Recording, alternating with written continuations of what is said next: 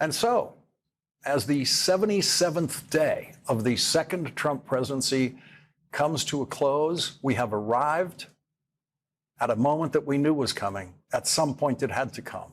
We have arrived at the Musk versus Trump moment. The world has been wondering how long the bromance could last between the two most volatile and publicly irrational men in the world, Elon Musk and Donald Trump. Donald Trump is the only president in history who hired multiple White House chiefs of staff sequentially, only to end up calling each of them an idiot before and after he fired them. Donald Trump's first Secretary of State called Donald Trump an effing moron. It was documented, well documented by Bob Woodward and others. Said that after Donald Trump left a meeting. And not long after that, Trump's first Secretary of State, Rex Tillerson, was publicly being attacked by Donald Trump after Donald Trump fired him. The publicly much anticipated breakup of Donald Trump and Elon Musk seems to center on the question of when would Donald Trump turn on Elon Musk? That's what everyone was speculating about, because Donald Trump has turned on virtually everyone who's worked for him in the White House.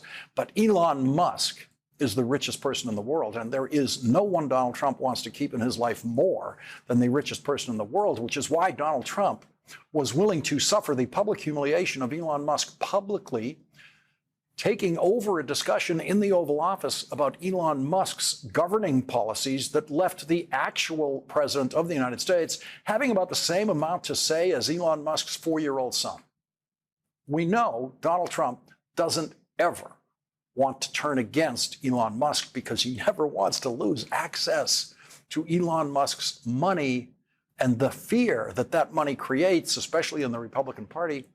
As long as Donald Trump has Elon Musk at his side, he can threaten any member of any Republican member of Congress with an Elon Musk financed campaign against that Republican in the next Republican primary election. And so it has always made more sense that when the break comes, it would be Elon Musk dumping Donald Trump. And now Elon Musk is indeed dumping on Donald Trump, calling Donald Trump's tariffs stupid.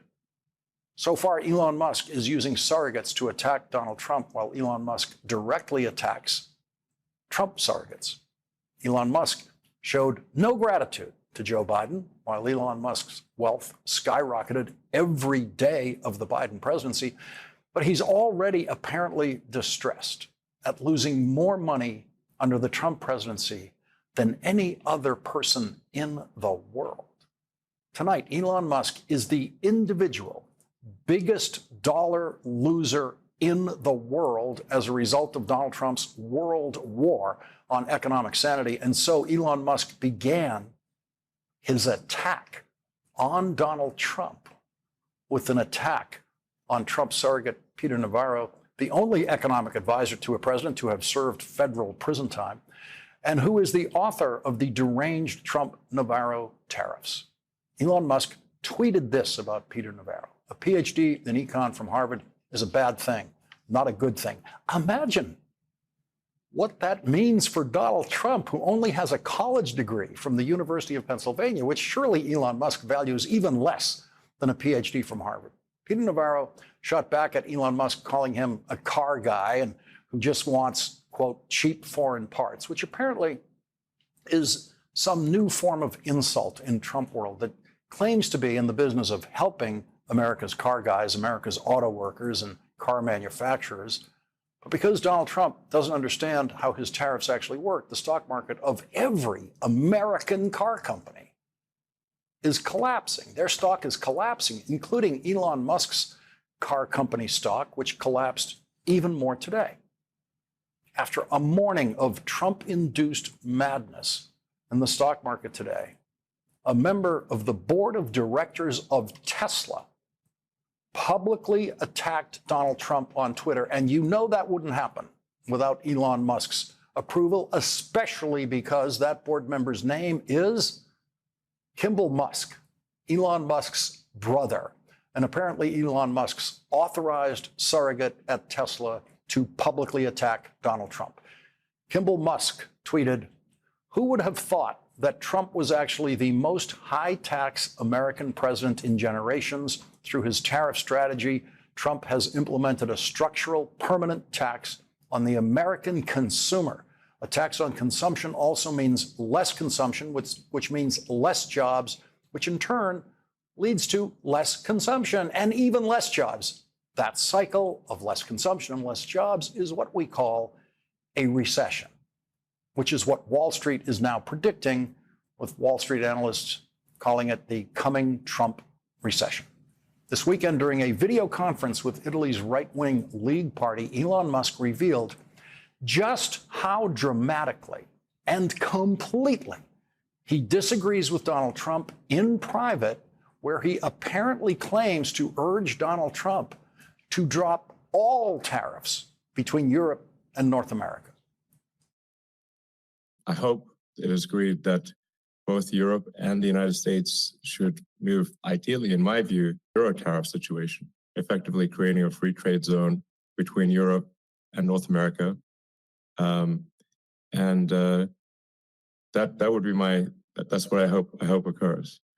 And also more freedom of people to move between Europe and North America, if they wish. If they wish to work in Europe or wish to work in America, they should be allowed to do so, in my view. So that has certainly been my advice to the president. That has certainly been my advice to the president. All right, then. In other words, Elon Musk's advice to the president is your tariffs are completely wrong. Not that your tariffs are a little too high, but that the tariffs should be zero. That's what Elon Musk said he's telling Donald Trump. That is by far the most dramatic difference in opinion anyone on the Trump team has with Donald Trump. Elon Musk wants zero tariffs, and Donald Trump wants tariffs of more than 100%. Is it Thursday? I mean, it feels like Thursday already, Eamon, but it's only a couple of hours into Monday. So I want to do a little tariff math, and I know we got Megan Casella waiting as well. So if I'm doing this correctly, okay, and maybe I'm not, we do a 50% additional tariff, punitive tariff on China. So if I layer that on to some of the tariffs that are kicking in, and I know we already have 100% tariffs on electric cars that was put in place by the former President Biden, but on all goods, that, I think, takes us above a 100% tariff, I think. That's correct. That was CNBC's never-before-frazzled Brian Sullivan, who did an heroic job of trying to keep up with one of the craziest days in Wall Street history today, including the false rumor that jolted the stock market this morning. Shortly after 10 a.m., CNBC's screen flashed what appeared to be good news for the market that was suddenly flying around social media. Donald Trump's economic advisor, Kevin Hassett, was reported on the screen to have said that Donald Trump was considering a 90-day pause in tariffs for all countries except China. And that pushed the stock market straight up like a rocket at 10:17 a.m. There's the green graph on your screen going straight up at 10:17 a.m. We are just seeing the same headline that you guys are reacting to right now on this 90-day pause in tariffs on all countries except China. We are still trying to confirm this ourselves with the White House, but obviously a major change here, guys, and really different rhetoric, even just from a couple of hours ago from this White House. Navarro, of course, on CNBC saying that this is not a negotiation. And then again, Howard Lutnick, the Commerce Secretary, yesterday was asked point blank whether there would be any postponing, because there was some talk of that over the weekend. And he said absolutely not. It's sort of obvious these have to go into effect while the president resets global trade. The president himself has been saying he won't strike any deals with China and the EU, were the two countries he's been most focused on, or the two trading partners, and saying that there was nothing that they could offer because he wanted to see the trade deficits reduced. So a big shift here. We will have to see if this is confirmed. And then CNBC's intrepid White House correspondent, Eamon Javers, sent the market crashing back down simply by doing his job as a reporter. When I asked officials here in the West Wing just, a minute ago whether or not there was any consideration of a 90-day pause, they said they hadn't heard that, they don't know what that is, and they'll get back to me, basically. All right. Well, this I think it also has been an speaks- extraordinary 10 minutes in the market. Well, let's call it about 20 minutes in the market on what may not be actual news, guys. Minutes later, the grim reality finally set in. Eamon, really, you calling the White House press secretary and debunking these headlines really sent the markets back down, but because it was not a real headline, that turned the market up. Yeah, in this case, Brian, fake news was fake news. And there you had a demonstration of just how quickly this problem could be solved. All Wall Street needs to hear is that Donald Trump is going to stop doing what he's doing. Jeff, what do you make of the market action today? I know it's kind of a lame question on my part, but I'm not going to lie, I don't know what else to ask. Sully, it has been chaotic. When CNBC's always steady Brian Sullivan is shaken to the point where he doesn't know what to ask, that's what chaos looks like on Wall Street, especially Wall Street TV. The always careful and precise Andrew Ross Sorkin began the day on CNBC wondering about the possibility of Trump administration officials, including obviously Donald Trump himself, engaging in insider trading with the knowledge of before it happened of just how bad the Trump tariffs were going to be. Given what the government's been doing and this administration's been doing, it would not shock me, and I hate to speculate, if we were to find out that a whole bunch of people who work in Washington as our elected leaders, one way or the other, ultimately sold stocks last week, or potentially worse than that, shorted the market. Dan Ives, who has been a champion of Tesla stock for years, said on CNBC this morning that Elon Musk has personally delivered, quote, permanent brand destruction to Tesla, and that the Trump tariffs are the worst thing that could happen to the American tech industry, which is so dependent on imported components. The sad thing, as someone that's such a supporter of U.S. tech for decades, is that what this has essentially done is cut U.S. tech at the knees. It would be like in a baseball game, me coming dugout for the game, like, okay, you're not going to have a catcher, you're not going to have a shortstop and no left fielder. Good luck, you should have a great game. But 3 years from now, I'll get you a catcher or a shortstop. That's the problem. Right. Dan Ives says that if iPhones have to be made in the United States, they will cost at least $3,000. And the Wall Street Journal tonight points out that the cost of all cars will increase, including cars that are built in the United States. The lowest priced cars will increase by $2,500 to $4,500, and higher priced cars like Chevrolet Suburbans and Cadillac Escalades will go up $10,000 to $12,000, the Wall Street Journal reports. Used car prices will also climb as demand increases among consumers who don't want to pay higher prices for new cars. The Journal points out that Donald Trump's tariffs on steel and aluminum will make the production of cars in the United States more expensive and increase prices of American-made cars, but that new car dealers like General Motors and Ford have more than one way of passing on the tariff increases. Instead of building in tariff increases into the listed price of the car, for example, they might simply increase the interest rates on car loans that those companies offer to cover the tariff price increases in a more disguised way. This weekend, in a social media post, Donald Trump said, "This is an economic revolution and we will win. Hang tough. It won't be easy." Remember all those times on the campaign trail when Donald Trump talked about how easy it would be to impose tariffs that other countries would have to pay? He was lying every time he said that.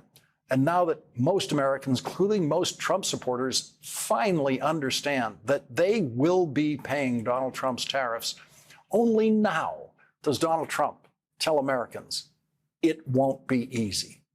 Elon Musk knows it won't be easy. How much more pain can Elon Musk take? How many more billions is Elon Musk willing to lose before he does something more than just telling Donald Trump privately that zero tariffs are the way to go?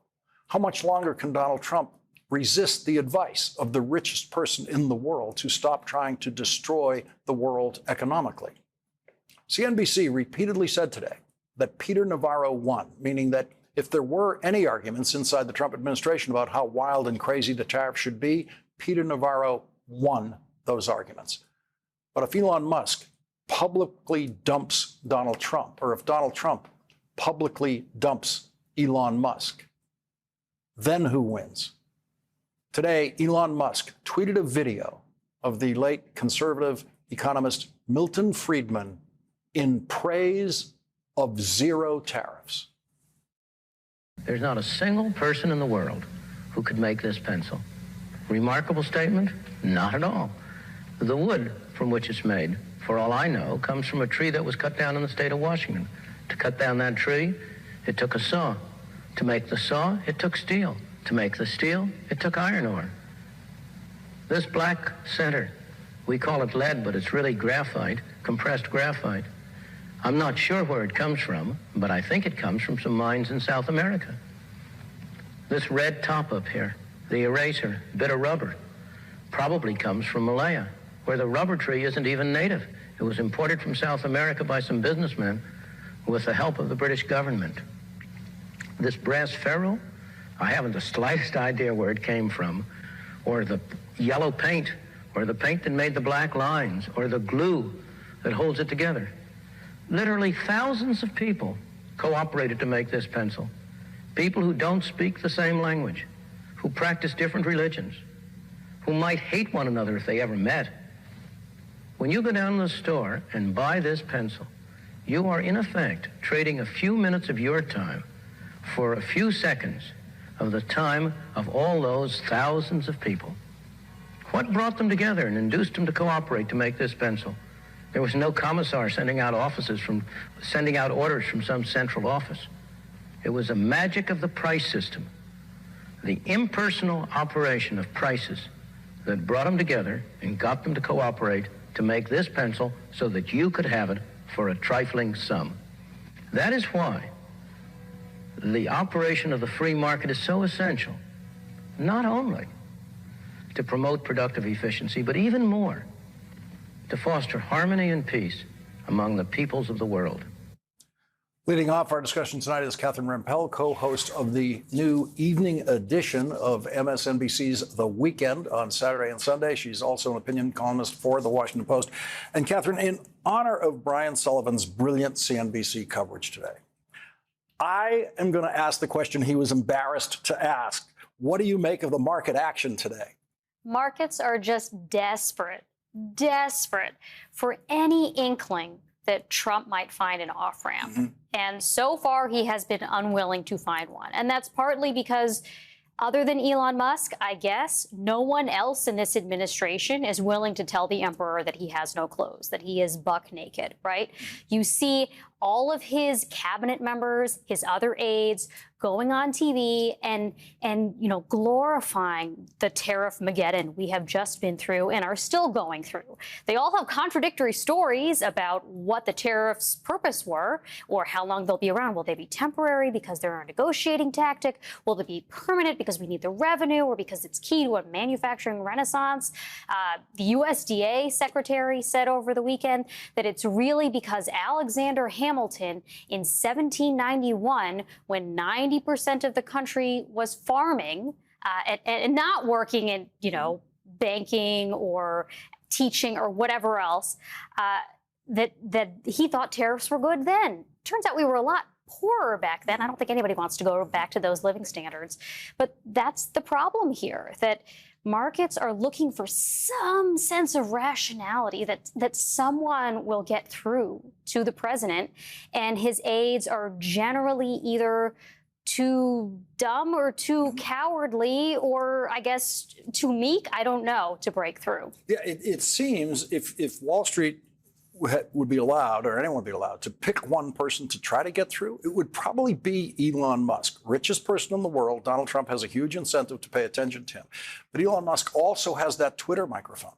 That Milton Friedman video, that's, by the way, of course, as we know, Ronald Reagan's favorite economist right there, saying exactly what Ronald Reagan believed about tariffs. That went out to all of Elon Musk's followers today. They were hearing from Musk for the first time in the last, say, 48 hours that tariffs can be, and in this case, he believes are, a bad thing.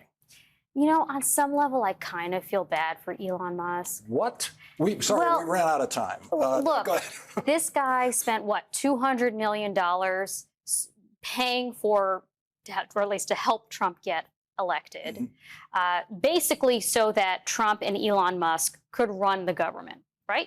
And Elon Musk got his wish, but be careful what you wish for. For that $200 million investment, he has now lost over $100 billion with a B, because it turns out Trump and Musk are really bad at running the government, right? Not to mention, Musk is not exactly running Tesla anymore, which Tesla shareholders are somewhat peeved about. So, look, I'm glad, I guess, that he's finally speaking up. It would have been nice if he hadn't enabled some of the other terrible instincts that Trump has acted upon, let alone otherwise dismantling the infrastructure of government himself, as Elon Musk and Doge have done. But, you know, he is a lot poorer as a result. He is a lot poorer. I think this is a huge break here, and it's going to be fascinating to see what Musk achieves in his inside game, trying to convince Trump to turn around. Catherine Rampell, thank you very much for joining us tonight. And coming up, with some Washington law firms bending to Donald Trump's intimidation, Democrats held a hearing in Washington today featuring witnesses who have defied Donald Trump's intimidation and paid a price for it. That's next with Senator Adam Schiff.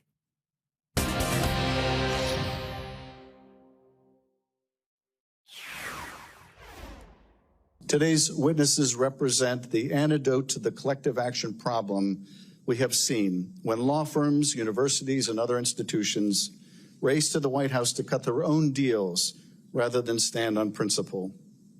In this defining moment, our institutions must not grovel before power. They must not retreat. They must stand together. They must lead. Law firms, universities, public servants, Congress, each has a unique role, an important role to play, because a democracy that fails to hold power to account ceases to be a democracy at all. Today, House and Senate Democrats heard from witnesses who chose to stand against Donald Trump's threats and intimidation. Ryan Crosswell, who resigned from the Justice Department when he was instructed to dismiss the bribery case against New York City Mayor Eric Adams, said this. The message that this sent, intentionally or unintentionally, was that public officials may be prosecuted or may be protected from prosecution as long as they're politically aligned with the Trump administration. In a properly functioning justice system, any public official wishing to avoid prison has to live by one rule of thumb: obey our nation's laws. And this action raised an even more chilling question. Is a Justice Department that will drop charges against those who acquiesce to a political demand a Justice Department that will bring charges against those who don't? Liz Oyer was the Department of Justice pardon attorney before she was fired for refusing to recommend that Mel Gibson's gun rights be restored to him. Liz Oyer testified that Donald Trump's former criminal defense attorney, Todd Blanche, who is now the Deputy Attorney General, planned to send armed U.S. Marshals to her house on Friday night in an apparent attempt to prevent her from testifying today. I learned that the Deputy Attorney General's office had directed the Department's Security and Emergency Planning Service to send 2 armed Special Deputy U.S. Marshals to my home to serve me with a letter. The letter was to be served at my home between 9 o'clock and 10 o'clock on Friday night. I was in the car with my husband and my parents, who are sitting behind me today, when I got the news that the officers were on their way to my house, where my teenage child was home alone. Fortunately, due to the grace of a very decent person who understood how upsetting this would be to my family, I was able to confirm receipt of the letter to an email address, and the deputies were called off. The letter was a warning to me about the risks of testifying here today. But I am here because I will not be bullied into concealing the ongoing corruption and abuse of power at the Department of Justice. Rachel Cohen resigned from the law firm Skadden Arps after the firm entered into a settlement agreement with Donald Trump that would allow the firm to continue to practice law in Washington, D.C. and not be barred from federal buildings. I believe our country is teetering on the brink of authoritarianism, and that many leaders of our most prestigious and profitable law firms recognize this risk and choose to ignore it because they are afraid. It's likely they're afraid of losing profits, but I think it's also likely that these leaders are afraid because standing up to authoritarianism is scary. It is easier to ignore what is happening than to acknowledge the fight that lies ahead. Joining us now is Democratic Senator Adam Schiff of California. Senator, thank you very much for joining us tonight.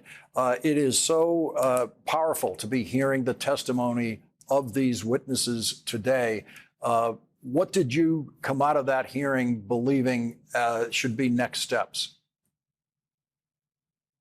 Well, first of all, Lawrence, we held that hearing. I invited Jamie Raskin to do it jointly with me, along with Senator Dick Durbin, because the Republicans won't do these hearings, because they won't do oversight, because there are really bad and corrupt things happening throughout the administration and in the Justice Department that they're unwilling to put a spotlight on. So we're going to do it for them. And, you know, what was really so impressive to me about these witnesses is they had the guts to come forward. One of the attorneys that you just profiled, Rachel Cohen, she's a third-year associate at a major law firm. She resigns rather than going along with this capitulation to the Trump administration. You know, while you have very successful, much more wealthy and further along in their career lawyers essentially capitulating, she says no.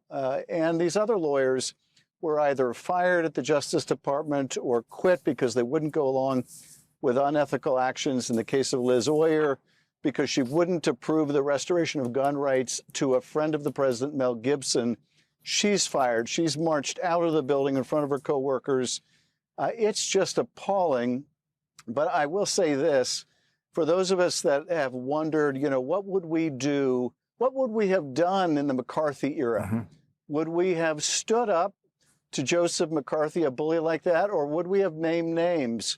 Well, those witnesses that we saw today don't have to ask themselves that question, because they stood up and defied these bullies at the Justice Department and in the administration.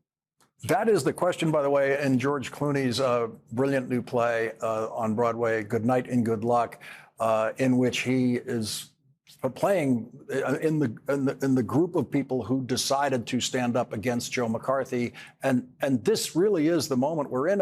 And without this hearing today, I don't know that we would have known that the Justice Department was sending U.S. Marshals to one of your witnesses' homes on Friday night to try to stop her testimony today. Well, that's exactly right. And in fact, it was quite reminiscent, Lawrence, of when we were doing the Ukraine hearings prior to the impeachment of President Trump over his effort to extort Zelensky. Because similarly, the Justice Department, not so thinly veiled, tried to threaten witnesses that came before our committee. Well, they're back at it again. Different cast of characters at the Trump Justice Department Part 2. Frankly, worse set of characters with no limits on what they do, but the same kind of scare tactics, intimidation tactics. You asked at the outset, you know, what do we need to do? And frankly, we need to do a lot more of this. If they're not going to, they being the Republicans, do any kind of oversight, if they're going to essentially be supine for the whole Trump administration, someone is going to have to do this oversight. We're going to do it on the Democratic side of the aisle. When the Republicans wake up and are ready to do their jobs, we will welcome them to the hearings. But until that happens, we're going to bring forward witnesses like this and expose these abuses of the administration. And Senator, as you continue to do these oversight hearings, we will continue to cover them here on this program. Please feel free to join us whenever you've done them. And Senator Schiff, thank you very much for joining us tonight. Thank you. Thank you. Coming up, Congressman Maxwell Frost was one of the hundreds of thousands of people who participated in a hands-off protest demonstration this weekend. He will join us next. A testament of a movement is what you do when the world is watching. And the world is watching our country right now.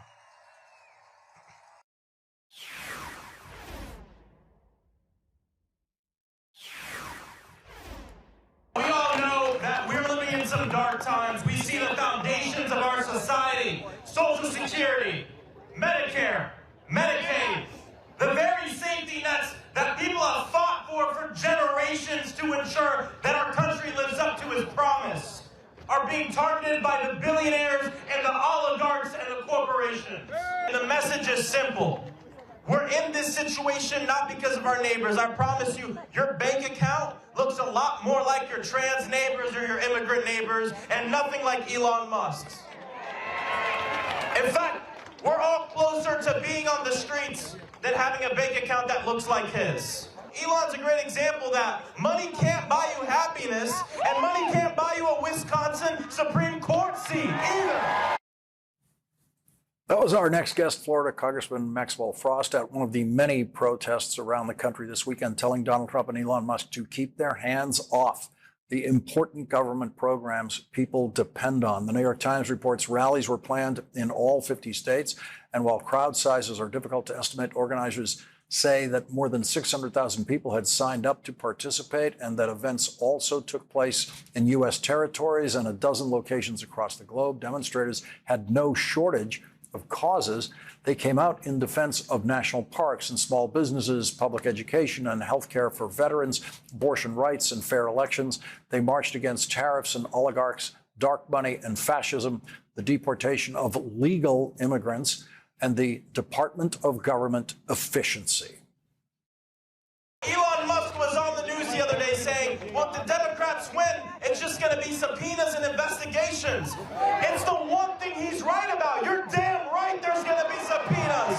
You're damn right there's going to be investigations. Because when you steal from the people, expect the people to rise up at the ballot box and on the streets. Joining us now is Democratic Congressman Maxwell Frost of Florida. He's a member of the Oversight and Government Reform Committee. Thank you very much for joining us tonight. I have to say, one of the most fascinating things about these demonstrations this weekend is the range of subjects that were of concern. And in the past, these things usually are about one issue at a time. This was pretty much everything the Trump government is doing. Exactly. And the flood the zone strategy, we all remember that Steve Bannon quote, flood the zone, right? It's all about muzzle velocity, doing so much that the opposition has a hard time tacking on to one thing.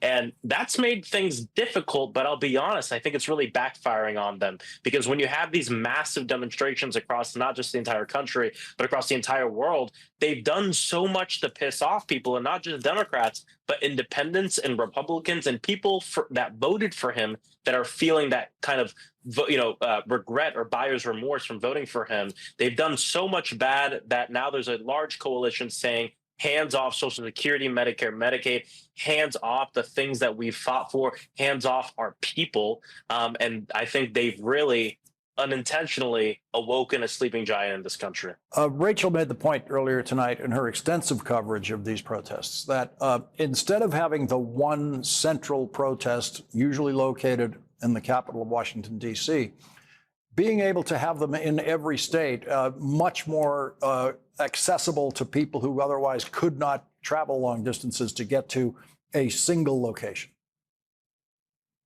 Exactly. And it also shows that there is mass disdain across the country for this. I mean, we saw in towns that just have a few thousand people, in towns that have tens of thousands of people, we saw hundreds of people, thousands of people come up in these small towns, rural communities, a lot of red communities across the entire country, which shows that this movement, it's more than an ideological thing. It's more than Democrats versus Republicans. It's the people versus the problem. Elon Musk is the problem. Donald Trump is the problem. This Republican Congress that is bowing to Donald Trump and doing anything he wants and not what their constituent wants, that's the problem. And that's why these mass public movements are so important. You know, I was traveling this weekend with my good friend Jamie Raskin. He kept pointing out to folks that throughout history, if you only have a legislative strategy, you will defeat a right-wing authoritarian coup maybe a third of the time. But if you have a legislative strategy coupled with mass public movement, 2/3 of the time, most of the time, you can beat back these insanely rich oligarchs and people trying to take over our government. And that's what we're seeing right now. It's not a strategy in one place. It's a strategy across the entire country, and everybody has a part in it. Congressman Maxwell Frost, thank you very much for joining us tonight. Thanks for having me on. And coming up, Donald Trump's deportation of so-called gang members is now a matter for the Supreme Court of the United States, including the case of the man who the Trump administration admits was deported by mistake. That's next with Andrew Weissmann.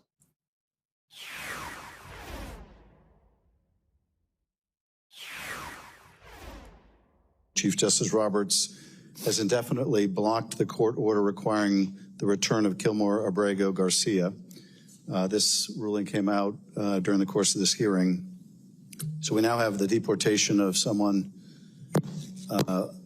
in violation of court order, and a further court ordering his return has now been countermanded by the Chief Justice of the Supreme Court.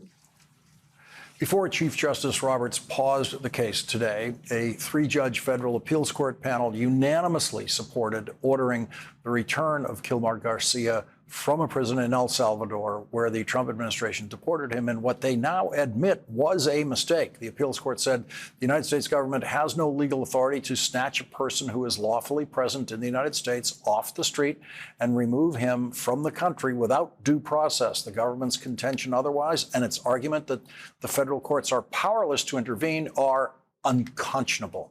More importantly, the government cannot be permitted to ignore the Fifth Amendment, deny due process of law, and remove anyone it wants simply because it claims the victims of its lawlessness are members of a gang.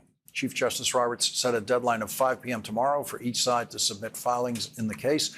Mr. Garcia's defense attorneys have already submitted their filing to Chief Justice Roberts 24 hours before that deadline. In a separate case tonight, the Supreme Court ruled 5-4, overturning a federal judge's temporary block on deportations of alleged gang members. The Supreme Court majority agreed that each person taken into custody to be deported as a gang member should be allowed due process to defend against the Trump administration's accusations. Joining us now is Andrew Weissmann, former FBI general counsel and former chief of the criminal division in the Eastern District of New York. He's also an MSNBC legal analyst. Andrew, let's begin with the situation of Chief Justice Roberts intervening in this case of Mr. Garcia. Sure.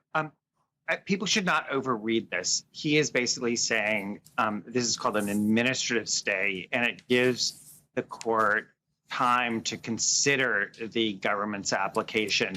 And he's set a very short deadline to hear from those people. My big point to our listeners is this: what kind of government admits that they mistakenly deported somebody, that this person should never have been scooped up and sent away without any due process, and then says, we're going to not do anything to bring him back? What the level of cruelty and lawlessness is really hard to understand when you are agreeing that you had no factual or legal basis to remove this person. The lack of humanity, leave aside the lawlessness, is unconscionable. And so that's the issue that the Supreme Court will be dealing with. And it is possible that Justice Roberts simply wants the Supreme Court to be the one that basically issues the same order that the appeals court has issued. That's a possibility here. Oh, absolutely. And to turn to the 5-4 decision, I think people are really misreading this. It's 5-4 on this issue of should this have been brought under a certain statute or brought under habeas. 9 justices rejected the Trump administration position that they could deport people without a hearing. That is the headline here, that the court said there has to be due process of law. You can't just scoop anybody up and not give them a hearing to contest the facts. If the government can prove the facts, so be it, but they need to comply with the due process. All 9 justices agreed with that. And Mr. Garcia did not get the due process that this Supreme Court now says everyone is due. And normally when that happens, the American judicial system rectifies the denial of due process. Absolutely. And my point to you, Lawrence, is it shouldn't have to take a court to do it. The Department of Justice, the executive branch, they're supposed to uphold the law. That is true for Democratic and Republican regimes, where you would basically, after a decision like this, you would of course try and rectify it. This is a human being, and so that is what's really so shocking. Andrew Weissmann, thank you very much for joining us tonight. You're welcome. Andrew Weissmann gets tonight's last word.